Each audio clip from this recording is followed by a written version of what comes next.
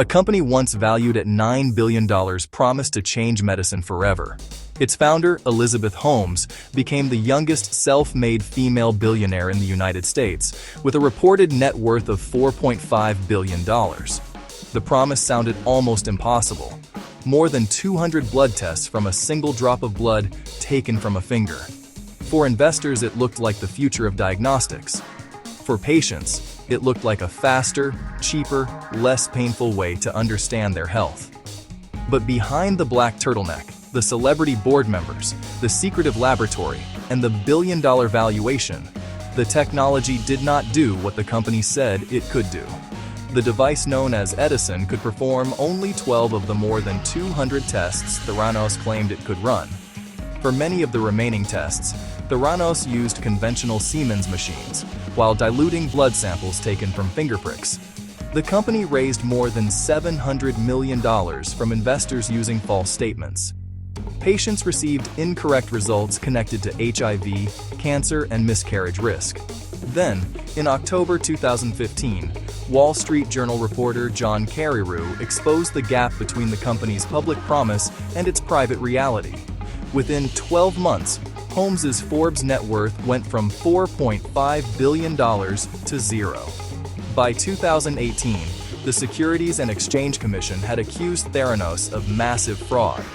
By 2022, Holmes had been convicted of 4 crimes, and by November 2022, she had been sentenced to 135 months in prison. This is the story of how Theranos rose, how it fooled investors, how it reached patients, and how one of Silicon Valley's most famous promises collapsed. Theranos was founded in 2003 by Elizabeth Holmes, who was 19 years old and had dropped out of Stanford. The company's central promise was simple, elegant, and radical. More than 200 blood tests from a drop of blood taken from the finger. In an industry built around needles, vials, laboratories, and waiting periods, that promise had enormous commercial power.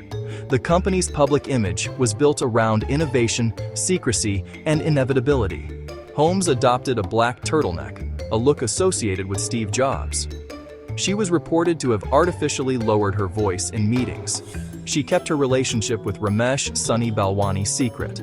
The board included Henry Kissinger, George Shultz, and James Mattis, but the board was notable for lacking deep medical laboratory expertise. In that kind of business, a technical claim is not just a pitch. A technical claim can become a patient result, and a patient result can affect decisions about cancer, HIV, pregnancy, and risk.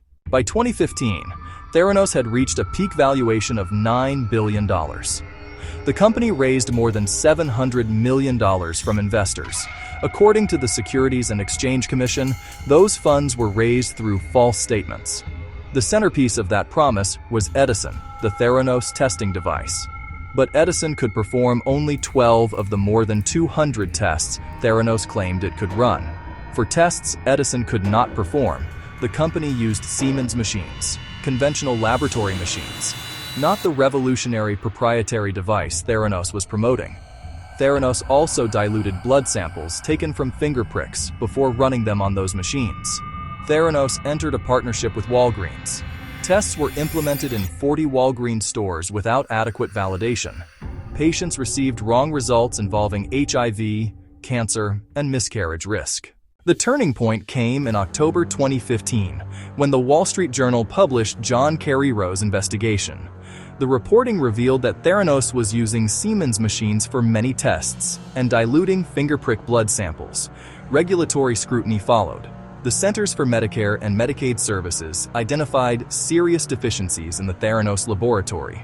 Holmes' Forbes net worth fell from $4.5 billion to zero in 12 months. On March 14, 2018, the Securities and Exchange Commission charged Theranos, Elizabeth Holmes, and Ramesh Sunny Balwani with massive fraud.